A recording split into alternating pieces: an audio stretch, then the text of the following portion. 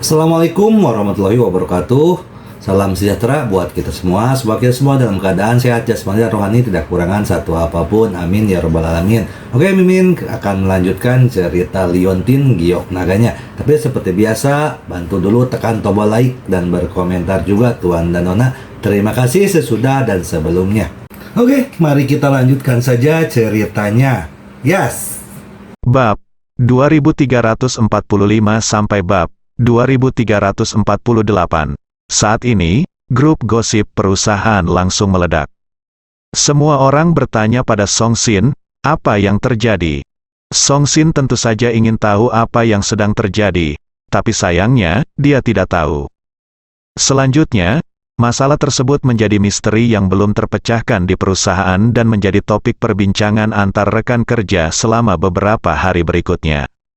Terima kasih banyak Direktur Ye, kata Zhao Lubai. Setelah menandatangani dokumen, dia menghela nafas lega. Ye Chong tersenyum dan berkata, tidak apa-apa, jika Anda memiliki masalah di masa depan, datang saja kepada saya.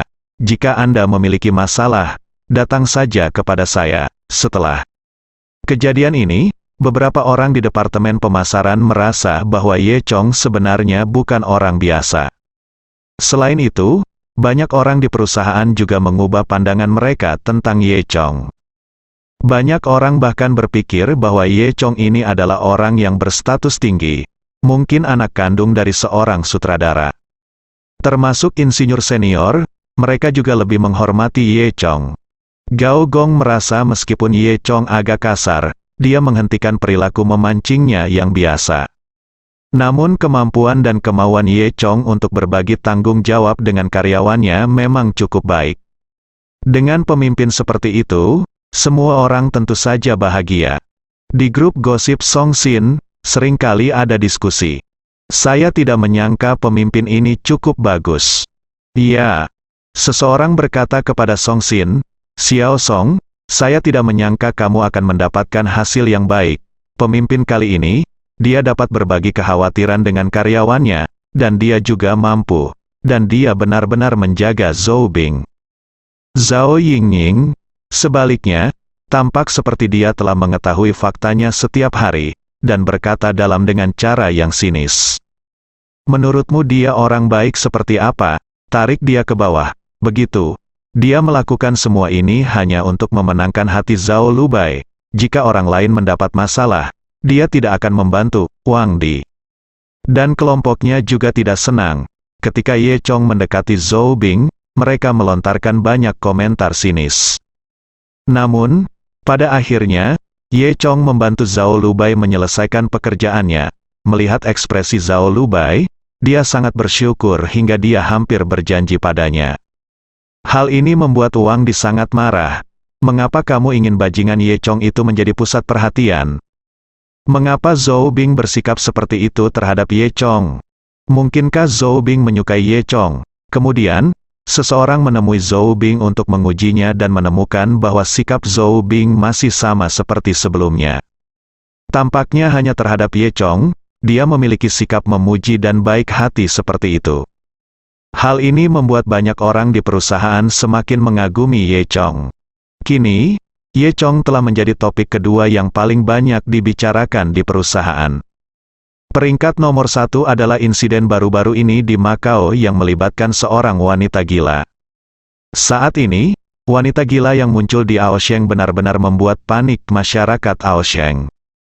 Pernahkah kamu mendengarnya? Song Sin berkata dengan tatapan misterius.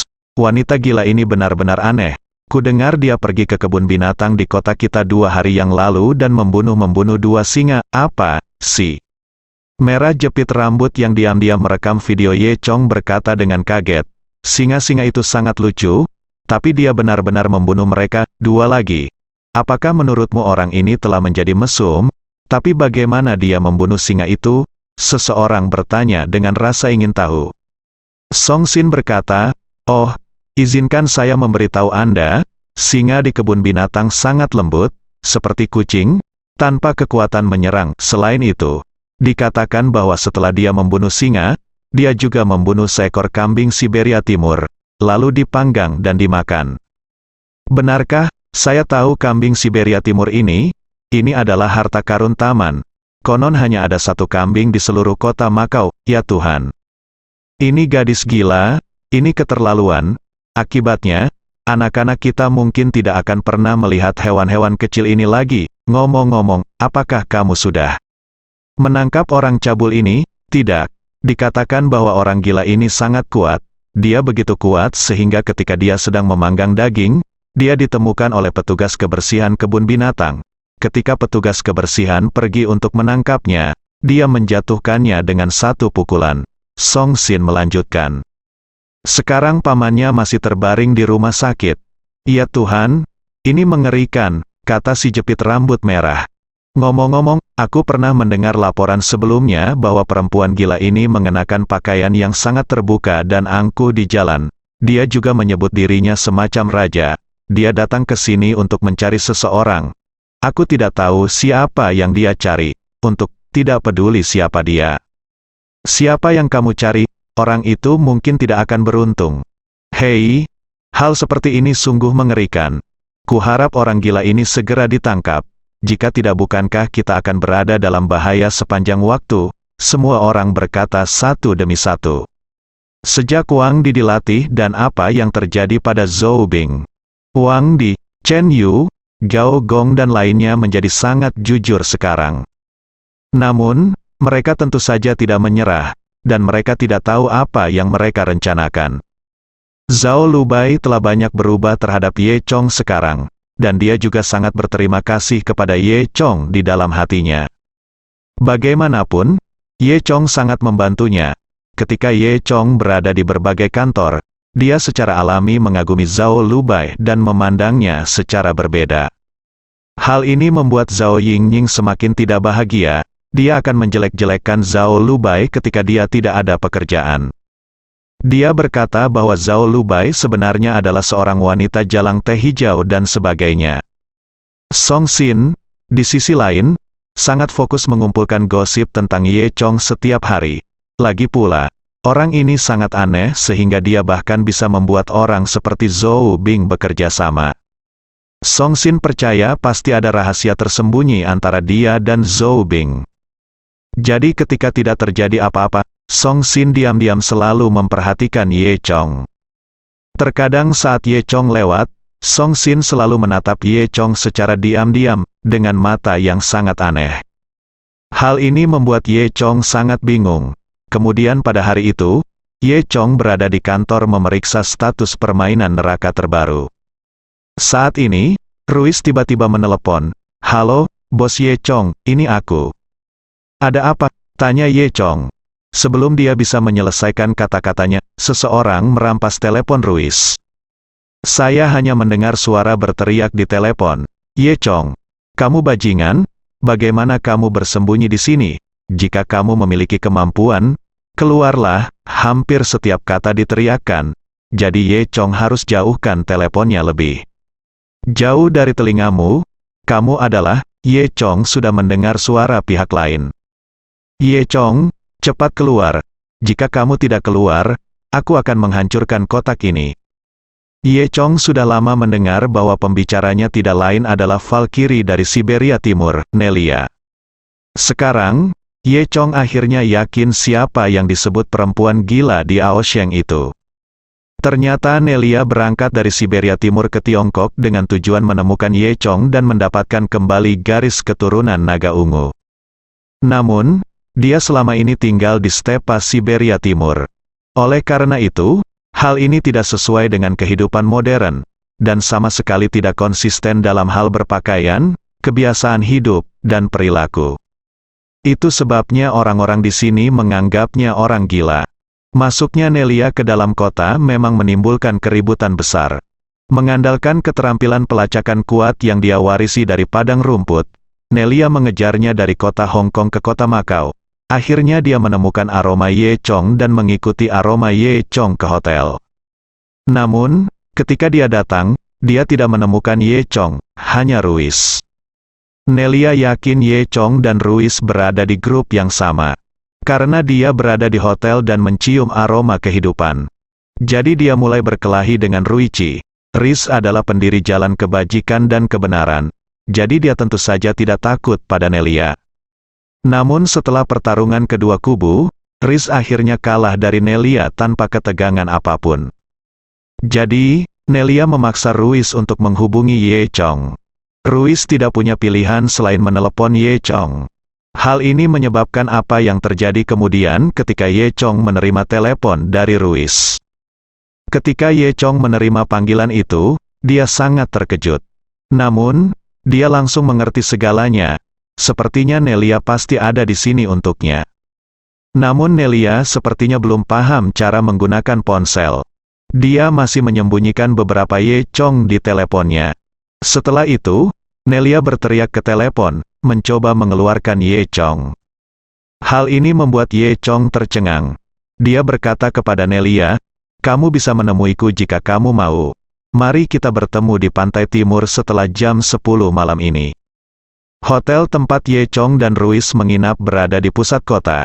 Jadi tentu saja mereka tidak bisa bertemu Nelia di sana. Ia mulai berkelahi. "Kami hanya bisa membuat janji dengan Nelia di tempat lain." Tanpa diduga, Nelia berkata, "Tidak, jika kita ingin bertemu, ayo kita bertemu di hutan sebelah barat." Nelia selalu tinggal di padang rumput Siberia Timur. Meskipun terdapat banyak air di padang rumput, wilayah perairannya tidak seluas laut. Nelia tidak tahu apa itu laut sampai dia meninggalkan Siberia Timur. Setelah sampai di Aosheng, Nelia menemukan ada juga laut di pinggir Aosheng.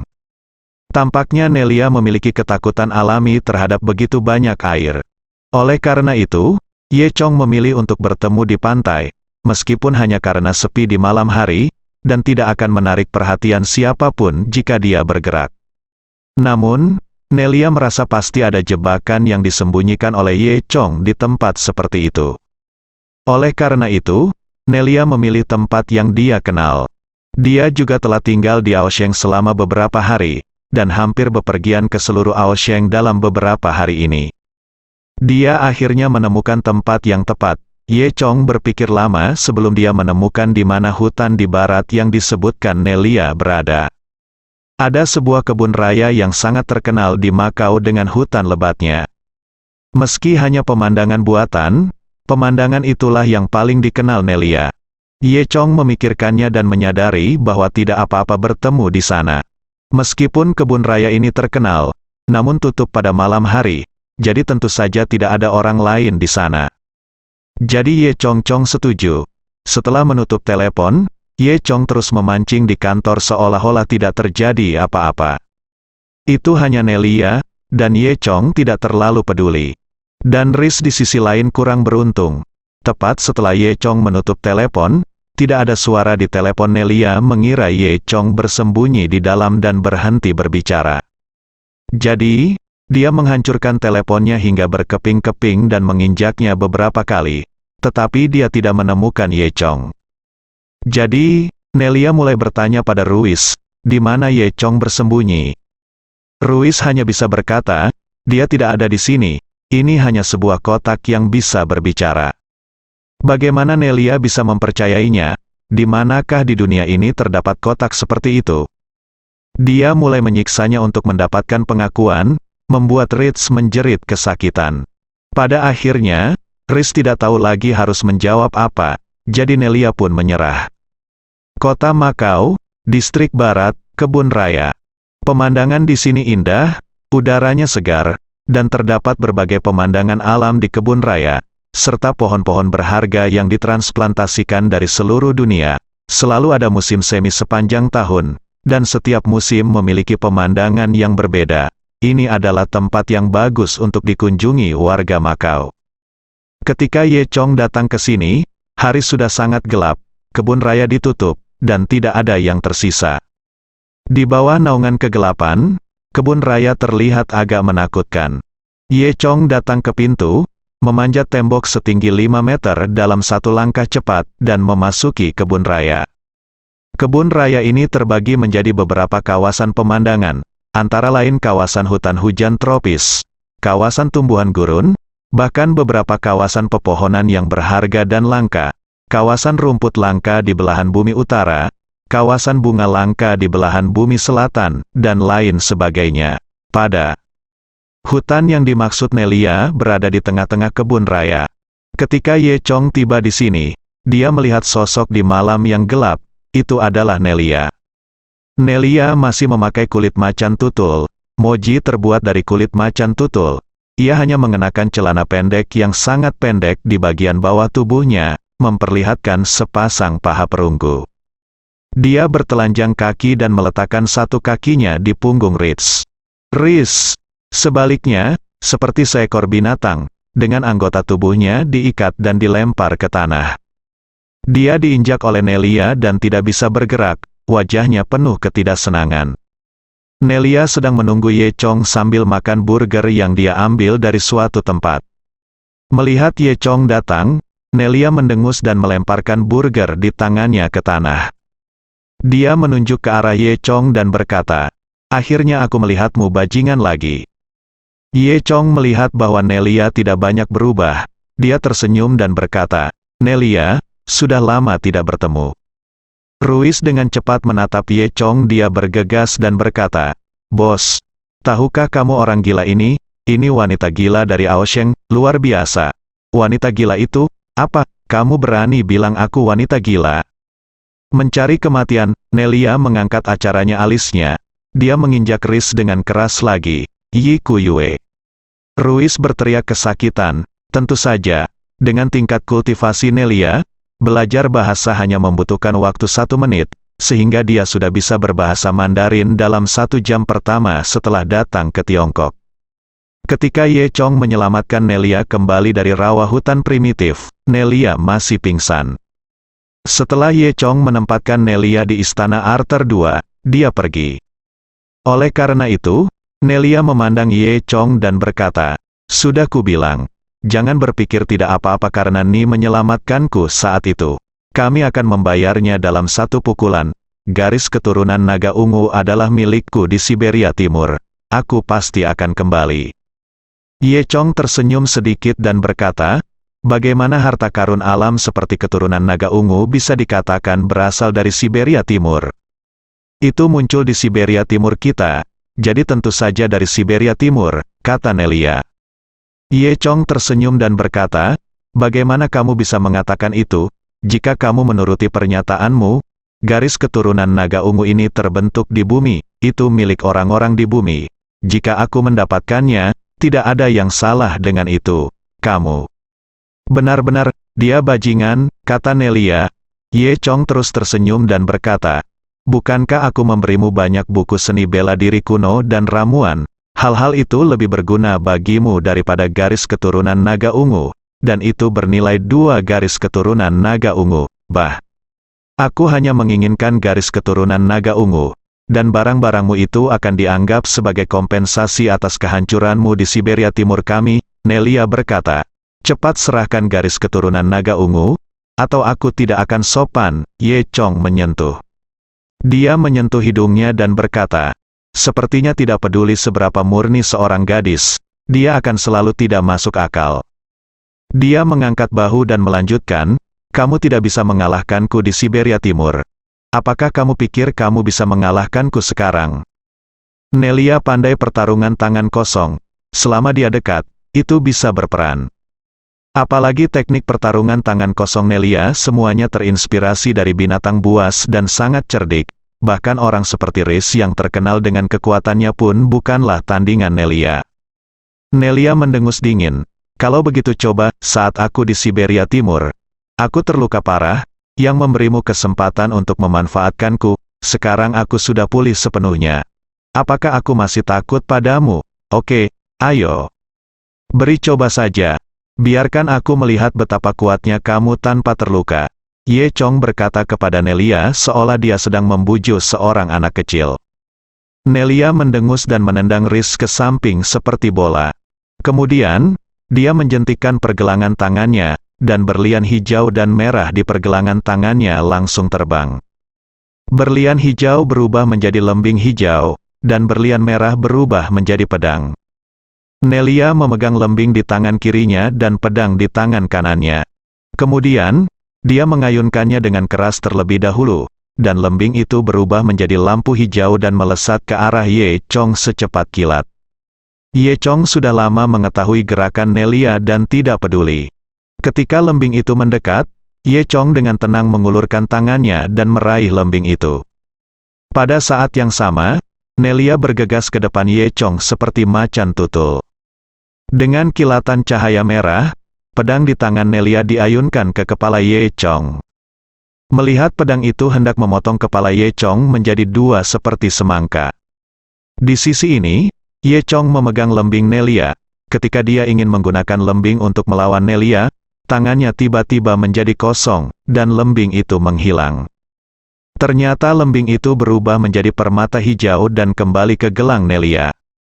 Ye Chong tidak panik, dia hanya tersenyum sedikit dan berkata pada dirinya sendiri, "Aku lupa bahwa hartamu masih memiliki fungsi ini." Ye Chong kehilangan lembing di tangannya dan kehilangan kesempatan. Melihat pedang merah di tangan Nelia hendak mengenai kepala Ye Chong. Riz di sebelahnya sangat ketakutan sehingga dia berteriak, "Hati-hati." Sebelum dia bisa menyelesaikan kata-katanya, terdengar suara dang, dan Ye Chong menjepit pedang merah di tangan Nelia dengan dua jari. Saat ini, pedang itu hanya berjarak 1 cm dari alis Ye Chong. Pada saat yang sama, permata putih di tangan Nelia berubah menjadi belati di beberapa titik. Dia memegangnya di tangannya yang lain dan menikam Ye Chong dengan keras.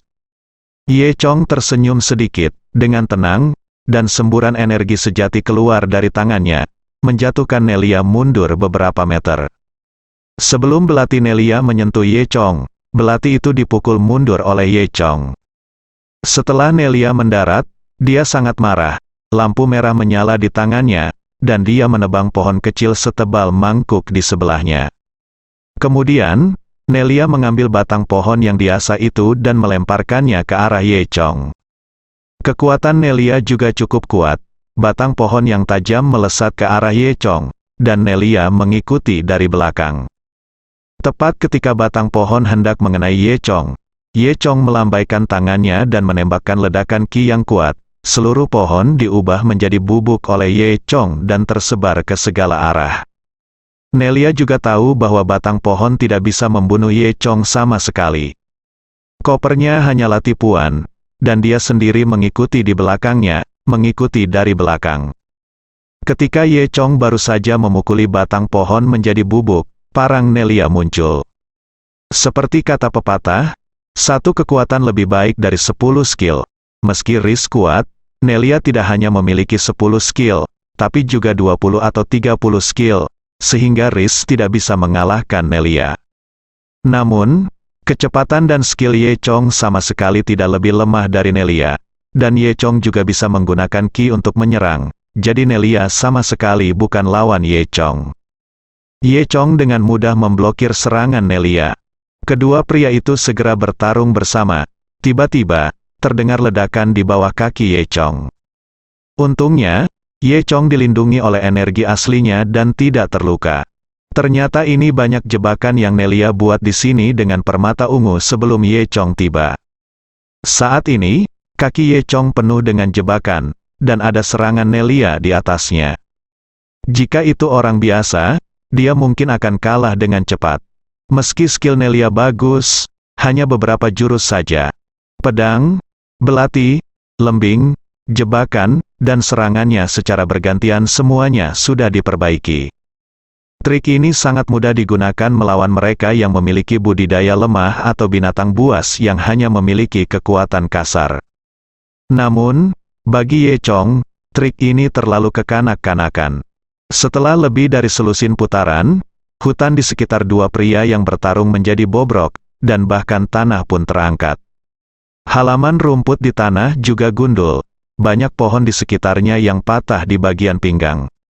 Saya kira besok, ketika seseorang melihat pemandangan ini, mereka akan terkejut. Direktur kebun raya mungkin akan patah hati. Saat ini, Nelia kehabisan nafas karena kelelahan. Tapi Ye Chong masih berdiri di sana dengan tenang dan tenang. Tepat ketika Nelia masih enggan menyerah dan ingin melanjutkan serangan, Ye Chong tiba-tiba melintas dan mencapai sisi Nelia.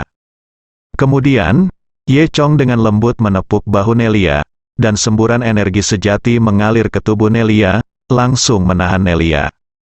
Nelia langsung tidak bisa bergerak. Kemudian, Ye Chong mengabaikan Nelia, berjalan ke arah Riz, dan melepaskan Riz. Riz diikat parah oleh Nelia, tapi dia sangat menderita. Dia merasa lega saat melihat Ye Chong menahan Nelia.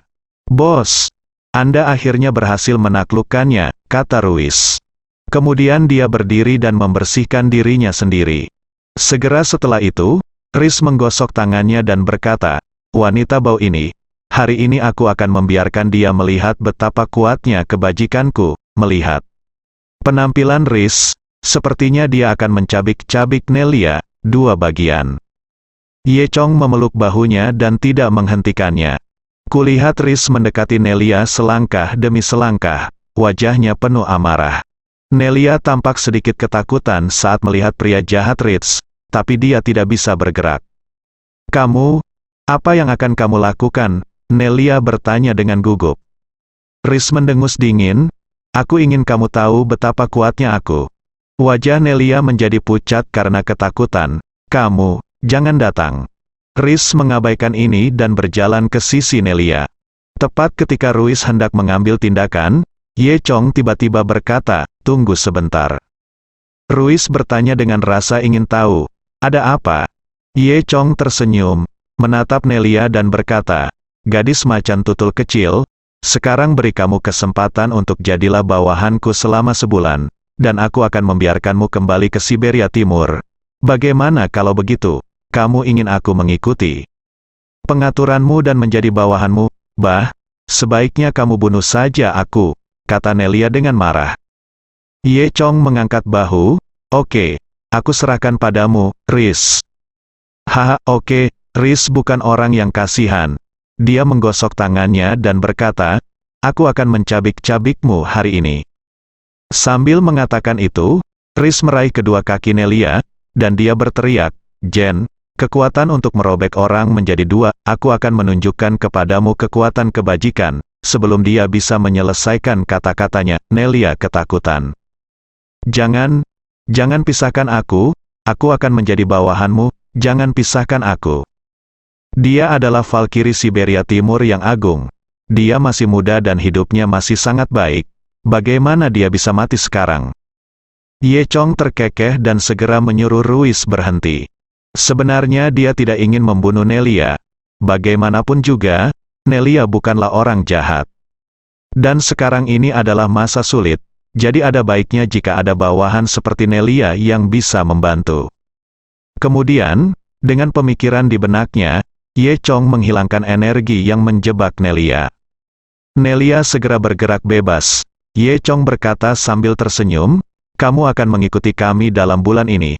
Jika kamu berani melarikan diri, aku akan menangkapmu dan membiarkan Riz merobekmu menjadi dua." Nelia mengangguk dengan dangkal, mengutuk dalam hatinya, mereka semua bajingan, dua pria dewasa tahu cara menindasku. Ruiz terkekeh, "Aku berkata bos, kamu sangat kuat, kamu bahkan menaklukkan wanita gila ini, dia tidak sederhana. Ngomong-ngomong, Riz, kamu bisa membawanya untuk berubah ke dalam pakaian normal nanti, tapi kamu tidak bisa keluar seperti ini lagi," kata Ye Chong. Ruiz mengangguk dan berkata, "Jangan khawatir, aku tahu." Ye Chong berkata kepada Nelia, "Juga, kamu tidak diperbolehkan pergi ke kebun binatang untuk membunuh singa di masa depan. Kami punya makanan untuk orang normal di sini." Nelia mengangguk lagi. Dia tidak yakin. "Hah, kamu harus mengurus ini? Maka kamu harus mengurusnya juga." Tapi itu sangat tidak tahu malu. Setelah itu, Ye Chong membawa Ruiz dan Nelia kembali ke hotel. Ye Chong membuka kamar presidensial lain untuk ditinggali Nelia. Keesokan harinya, Ye Chong berangkat kerja seperti biasa. Pagi itu, Ye Chong berada di ambang jendela kantornya, melihat pemandangan di lantai bawah. Sambil dia memikirkan bagaimana dia bisa membantu Zhao Lubai. Zhao Lubai sekarang hidup seperti orang biasa. Meskipun Ye Chong sangat kaya, dia tidak bisa begitu saja memberikan uang, mobil, dan rumah kepada Zhao Lubai secara tiba-tiba. Hal ini tentu saja akan menimbulkan kecurigaan Zhao Lubai. Oleh karena itu, Ye Chong hanya dapat membantu Zhao Lubai dalam segala aspek langkah demi langkah. Meskipun demikian, dia tidak dapat membantu ingatan Zhao Lubai pulih sekarang. Namun, yang bisa dilakukan sekarang adalah berusaha membuat hidup Zhao Lubai senyaman mungkin. Sekalipun Anda ingin menjadi orang biasa, Anda juga harus menjadi orang biasa yang punya uang. Ketika Ye Chong sedang memikirkan cara membantu Zhao Lubai, ada ketukan di pintu. Song Xin masuk dari pintu. Direktur Ye, sore ini adalah hari pembentukan tim di departemen kami. Seperti biasa, kami akan pergi ke kebun raya untuk membangun tim. Oh, benarkah? Oke, kata Ye Chong. Song Xin berkata lagi, Direktur Ye, ini pertama kalinya Anda ke sini. Apakah Anda belum pernah ke sana? Mari kita pergi ke kebun raya bersama sore ini. Ye Chong berpikir sejenak dan berkata, oke. Sore itu, perusahaan mengirimkan shuttle bus untuk menjemput semua orang di departemen untuk membangun tim. Selain beberapa orang dari bagian pemasaran yang biasa bekerja di kantor, orang lain yang sering turun ke lapangan juga ada di sini. Faktanya, ada sekitar 20 orang di seluruh departemen pemasaran. Kecuali Zhao Lubai, Zhao Yingying, Wang Di, Chen Yu, Gao Gong, Song Xin dan beberapa lainnya. Semua orang berlarian mencari pelanggan dan pasar pada hari kerja. Oleh karena itu, Ye Chong jarang melihat mereka jika tidak muncul di perusahaan. Namun, Ye Chong tahu bahwa orang-orang ini ada. Pada pukul 1 siang itu, bus perusahaan berhenti di pintu masuk kebun raya. Semua orang di departemen pemasaran keluar dari mobil. Anda tidak harus bekerja untuk membangun tim. Anda bisa bermain di luar, dan Anda bisa mendapatkan bayaran, jadi tentu saja semua orang sangat senang. Song Xin, Zhao Yingying dan gadis-gadis lainnya juga membawa banyak makanan enak. Sepertinya mereka akan jalan-jalan ke sini. Proyek utama pembangunan tim ini adalah hiking di kebun raya. Wang Di, Chen Yu, insinyur senior, dan sekelompok anak laki-laki lain dari lapangan semuanya bersemangat untuk mencoba dan bersiap melakukan sesuatu di kebun raya. Kemudian, semua orang mulai dari pintu masuk kebun raya dan berjalan masuk. Cuaca hari ini bagus, langit cerah, matahari bersinar, tidak berawan, dan langit biru. Beberapa gadis memegang payung karena takut sinar ultraviolet akan merusak kulit mereka. Wang Di, Chen Yu dan anak laki-laki lainnya berkumpul dan mendiskusikan beberapa lelucon kotor. Semua orang berbicara, makan, dan berjalan ke depan dalam suasana hati yang baik. Tidak lama setelah berjalan, Ye Chong sengaja berjalan ke sisi Zhao Lubai. Dia bertanya, "Bagaimana kabarmu? Apakah kamu merasa lelah?" Zhao Lubai tersenyum pada Ye Chong, "Kamu tidak lelah. Saya sering duduk di kantor dan anggota tubuh saya kaku. Senang berjalan-jalan." Ye Chong He mengangguk dan berkata, "Jika Anda menyukainya, saya dapat menyarankan agar perusahaan mengadakan lebih banyak kegiatan seperti ini di masa depan." Direktur Ye begitu sombong sehingga dia bahkan dapat memesan perusahaan itu. Zhao Yingying berkata dengan marah. Zhao Yingying bisa mendengar perhatian dalam kata-kata Ye Chong. Dia tampak tidak senang dengan perilaku terang-terangan Ye Chong dalam menjemput anak perempuan. Ye Chong ini berani menggoda Zhao Lubai di depannya. Song Xin segera mengeluarkan ponselnya dan mulai bergosip lagi di grup gosipnya. Wang Di sisi lain, meski mengobrol dengan orang lain, diam-diam menatap Ye Chong, merasa sangat tidak bahagia. "Sialan, kamu manfaatkan posisimu, beraninya kamu main-main dengan kudaku." Wang Di mengumpat dalam hatinya. Kemudian, Wang Di dan Chen Yu berkumpul lagi dan berdiskusi dengan suara pelan. Direktur sialan ini sangat tidak tahu malu, memanfaatkan posisinya, dia berani berhubungan dengan Zhao Lubai. Benar, bajingan ini, tidakkah dia tahu bahwa Zhao Lubai adalah wanita saudara kita Wang? Saya pikir dia sudah mati. Temukan dia, beri aku kesempatan untuk menghadapinya. Pada saat ini, seorang pria gemuk bertanya, "Ngomong-ngomong, aku dengar kamu membunuhnya dengan kejam terakhir kali." "Iya." Chen Yu berkata dengan bangga, "Kamu tidak tahu. Saat itu, Dia masih berpura-pura hanya menghabiskan uang sebanyak itu. Pria gendut itu tidak tertarik dengan ini. Yang dia minati adalah bungkus makanan itu sendiri. Terakhir kali Wang Di dan Chen Yu memesan makanan untuk dibawa pulang. Pria gendut itu tidak ada di sana dan tidak mencicipi rasa daging sapi Sanzen. Dia menyesalinya selama beberapa hari. Mengapa kita tidak mencari tempat yang lebih mewah kali ini dan membunuhnya lagi? Seorang pria berkata. Mari kita lihat apakah dia masih berpura-pura menjadi hebat. Ya, saya setuju untuk melakukan ini. Pria gendut itu segera bersemangat. Kata, Wang Di menyipitkan matanya dan mengangguk. Tidak apa-apa, biarkan saya merencanakan dengan hati-hati dan biarkan dia mengeluarkan banyak darah untuk melihat apakah dia merasa tidak enak. Bersambung.